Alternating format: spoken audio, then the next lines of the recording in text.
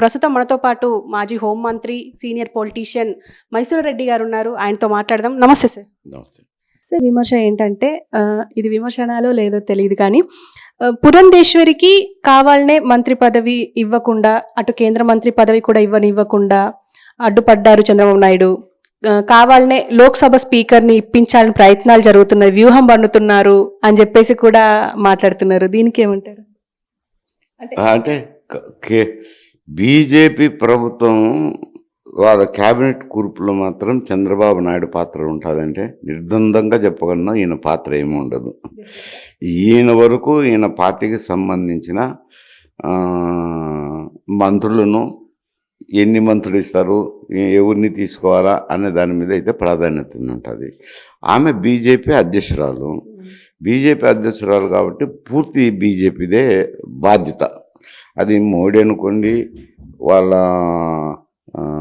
Party అనుకోండి, అన్నీనే వారిది. వాళ్ళు ఆమెకు ఏమి ఇవ్వదలుచుకున్నారో, ఏం చేయదలుచుకున్నారో ప్రాధాన్యతనైతే ఇవ్వాలి. ఎందుకంటే ఆమె అధ్యక్షులుగా ఉన్నప్పుడు కూటమి ఏర్పాటు అయితే జరిగింది.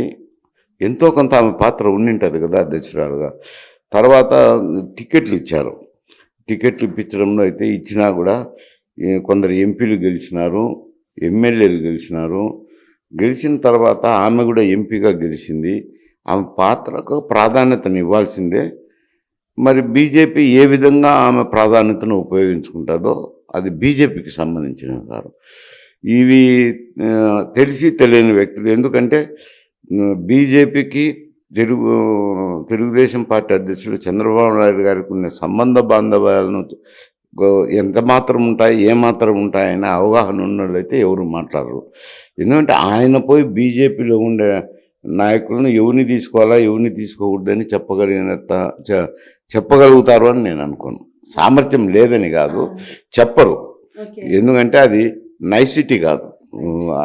వాళ్ళు కూడా అడగరు, మేము ఎవరికి ఇవ్వాలా, ఎవరికి చేయాలని వాళ్ళు అడగరు. వాళ్ళ పార్టీని చూసుకుంటారు, వీళ్ళ పార్టీని చూసుకుంటారు. కాబట్టి ఆమెకి వాళ్ళు ఏం చేయాలనేది వాళ్ళ ఉద్దేశం ఏమిటో అది వారికే తెలియాలి, బీజేపీ పార్టీకే తెలియాలి. అది స్పీకర్ చేస్తారా, పార్టీ అధ్యక్షురాలను చేస్తారా, ఇంకోటి చేస్తారా, ఏం ప్రాధాన్యతనిస్తారు అనేది ఆ పార్టీకి సంబంధించిన వ్యవహారం. కానీ అందులో ఈయన ప్రమేయం ఉంటుందంటే నేను నమ్మటం లేదు. అండ్ ఇంకొకటి ఏంటంటే, ఇది టాక్ నడుస్తుంది బయట ఏంటంటే ఖచ్చితంగా కూటమి విడిపోతుంది, అందులో పవన్ కళ్యాణ్ మళ్ళీ ప్రతిపక్షం, అంటే ఇప్పుడు జనరల్గా ఏపీలో ప్రతిపక్షం లేదు, ఇప్పుడు ప్రధాన ప్రతిపక్షం. అయితే ప్రధాన ప్రతిపక్షం 22 సీట్లతో అయ్యే అవకాశం ఉంది అని చెప్పేసి మాట్లాడుతున్నారు. అంటే అలాంటి గొడవలు అయ్యే అవకాశం ఉందంటారా కూటమిలో? ఏదో సామెత చెప్పినారంట కొందరు, మొక్కకు తేలికే మొగుని కళ్ళు పోయినాయని. అట్లాగా ఏవో మాట్లాడుతుంటారండి. ఇప్పుడు నేను ఈ దినం అయితే క్యాబినెట్ ఏర్పాటు చేయటంలో కానీ, క్యాబినెట్ కూర్పు చేయటంలో ఇద్దరు కూర్చొని చర్చించుకోవటం అయితేనేమి, వాళ్ళు కలిసిమెలిసి తిరగటం అయితేనేమి, ఈ దినము స్టేజ్ మీద ఇచ్చిన ప్రాధాన్యత కానీ, ఇవన్నీ చూసినప్పుడు అప్పుడే ఎందుకు కూటమిలో భేదాభిప్రాయాలు, ఇక్కడ ఏదన్నా కనపడిందంటే భేదాభిప్రాయాలు వచ్చినాయని వీళ్ళు ఊహించుకునేదానికైనా అవకాశం ఉంటుంది. అటువంటిది ఏమీ కనిపించనివ్వడం లేదు. చంద్రబాబు నాయుడు గారు కూడా ప్రతి విషయంలోనూ ఆయనతో కూర్చోబెట్టుకొని చర్చించుతానట్టు కనపడుతుంది. ఎందుకంటే ఈయన తెలుగుదేశం పార్టీకి మెజారిటీ సీట్లు వచ్చినాయి. మెజారిటీ సీట్లు వచ్చి ఈయన ముఖ్యమంత్రి అవుతారని అందరికీ తెలుసు. ఎవరికి మెజారిటీ సీట్లు వస్తే వాళ్ళు ముఖ్యమంత్రి అవుతారని.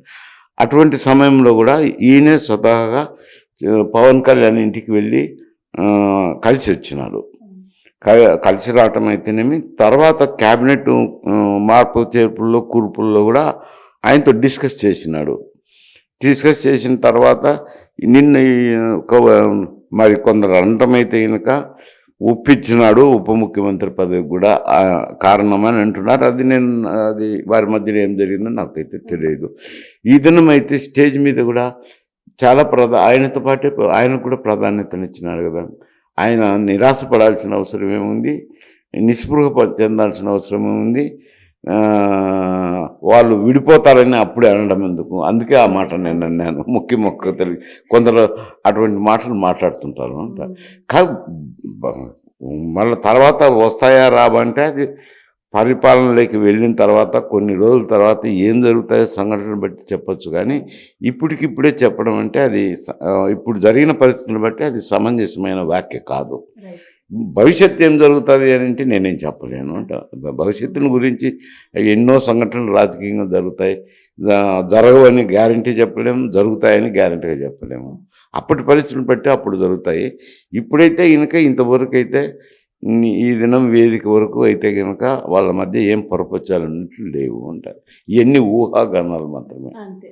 అండ్ సార్ ఇప్పుడు ఎన్డీఏ కూటమిలో ఆల్రెడీ బీజేపీ కేంద్ర మంత్రి శాఖ ఆల్రెడీ అనౌన్స్ చేసేసింది. టీడీపీకి 2 ఇచ్చింది. అందులో రవాణా శాఖ అండ్ సహాయక మంత్రి అని చెప్పేసి ఇచ్చారు. కానీ ఈ ఎయిర్వేస్కి సంబంధించి అసలు దేనికి పనికొస్తుంది అని చెప్పేసి కూడా చాలా మంది విశ్లేషకులు మాట్లాడారు. ఎందుకంటే ఎయిర్వేస్ మొత్తం అదాని కింద ఉన్నాయి, రన్వేస్ కూడా టాటా కింద ఉన్నాయి. సో ప్రైవేట్ వాళ్ళ కింద ఉన్న దానికి ఇప్పుడు మన వాళ్ళకి ఇవ్వడం వల్ల అంటే చక్రం తిప్పే అవకాశం ఉంది చంద్రబాబు నాయుడుకి. అసలు ఎందుకు ఇలా చేస్తున్నారు అని చెప్పేసి కూడా అంటే కొంతమంది మాట్లాడుతున్నారు. దీనికి మీరేమంటారు? ఇవి తెలిసి తెలియని వాళ్ళు మాట్లాడేటివి, పూర్తి పరిజ్ఞానం లేని వాళ్ళు. ఎందుకంటే పౌర విమానయాన శాఖ అనేది అదొక శాఖ. దాని కింద ఎయిర్పోర్ట్లు ఉంటాయి, విమానాలకు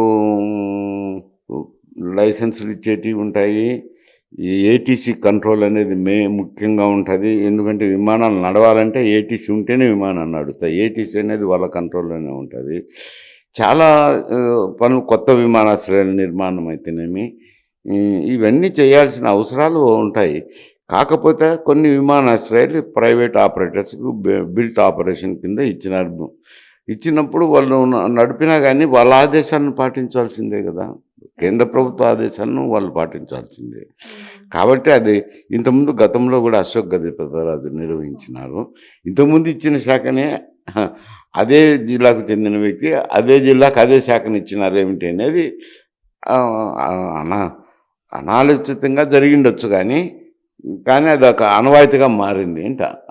విజయనగరం జిల్లాలో అశోక్ గజపతిరాజు అదే శాఖను నిర్వహించటం అయితేనేమి, రామ్మోహన్ నాయుడుకి అదే శాఖని ఇవ్వడము, అదే జిల్లా కావడంతో అది ఒక రకంగా చూసేదానికి కనపడుతుంది ఒక రకంగా. అండ్ సార్ ఇప్పుడు ఎన్డీఏ కూటమిలో ఆల్రెడీ బీజేపీ కేంద్ర మంత్రి శాఖ ఆల్రెడీ అనౌన్స్ చేసేసింది.